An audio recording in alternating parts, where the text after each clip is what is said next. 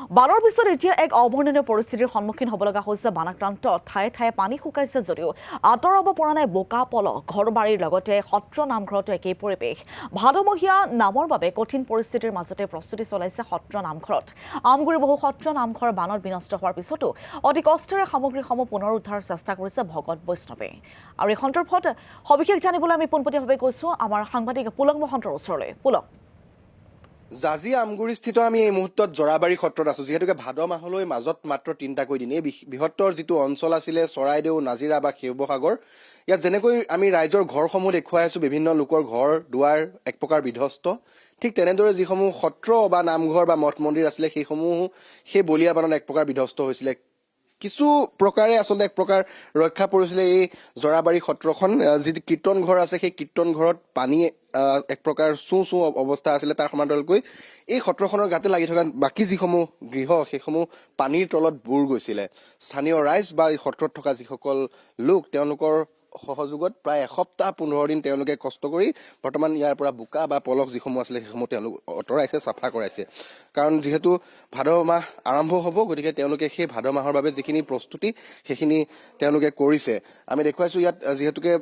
যি সত্ৰত থকা যিসকল লোক তেওঁলোকো ইয়াতে থাকে তেওঁলোকে বিভিন্ন সত্ৰৰ যিখিনি কাম তেওঁলোকে ইয়াত থাকিয়ে পৰিচালনা কৰে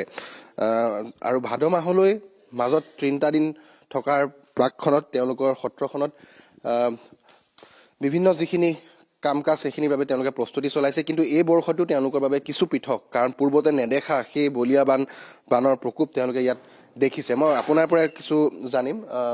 কথা পাতিবলৈ যত্ন কৰিম হয়তো আপোনালোকে কোনো কালে নেদেখা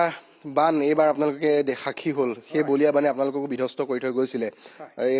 আৰু সন্মুখত কিন্তু ভাদ মাহ গতিকে ভাদ মাহো আহি আছে কেনেকৈ আপোনালোকে প্ৰস্তুত হৈছে এইবাৰ ভাদ মাহত প্ৰস্তুত আমাৰ ৰাইজে কৰে প্ৰস্তুতি কামখিনি এতিয়া ৰাইজকতো আমি ক'ব নোৱাৰোঁ যে যিকোনো কামখিনি চব ৰাইজে বলিয়া বানে আমাৰ চেষ্টা কৰি হৈছে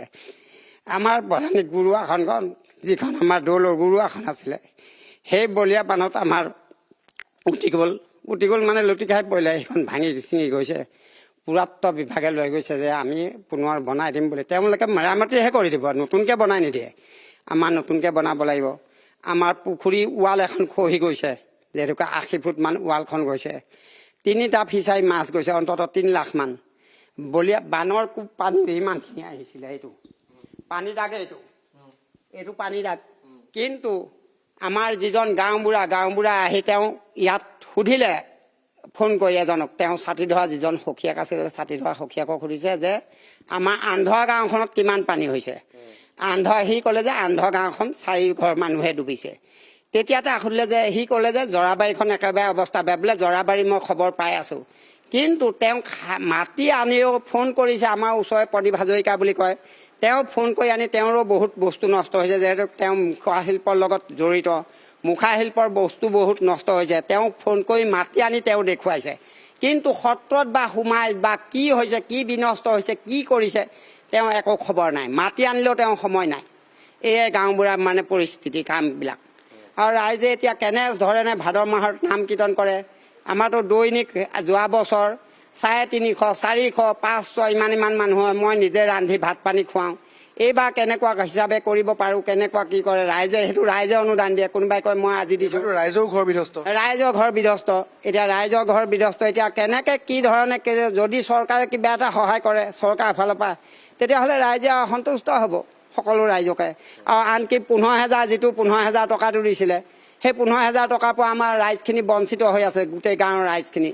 যিটো আমাৰ মানে গধূলি বজাৰ মৌজাৰ কোনো 15,000 টকা পোৱা নাই বিভিন্ন ৰাইজৰ সি কৈছে যে পানী সোমালে ওলালে হয় কিন্তু মানুহৰ পানী সোমোৱাই ওলাই যোৱাৰ পিছত সেই কামখিনি কিমান নষ্ট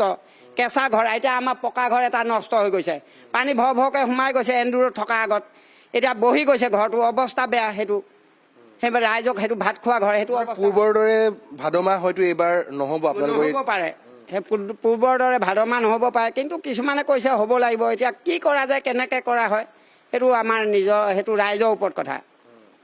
নিশ্চয়কৈ এয়া হৈছে এই মুহূৰ্তত বানে ধোৱা সেই 3খন জিলাৰ যিসমূহ সত্ৰ আছে বা নামঘৰ আছে বা মঠ মন্দিৰ আছে সেইসমূহৰ আজিৰ তাৰিখৰ ছবি সন্মুখত ভাদ মাহ গতিকে সকলোৱে সেই তাৰ বাবে যুঁজা কৰিছে কিন্তু হয়তো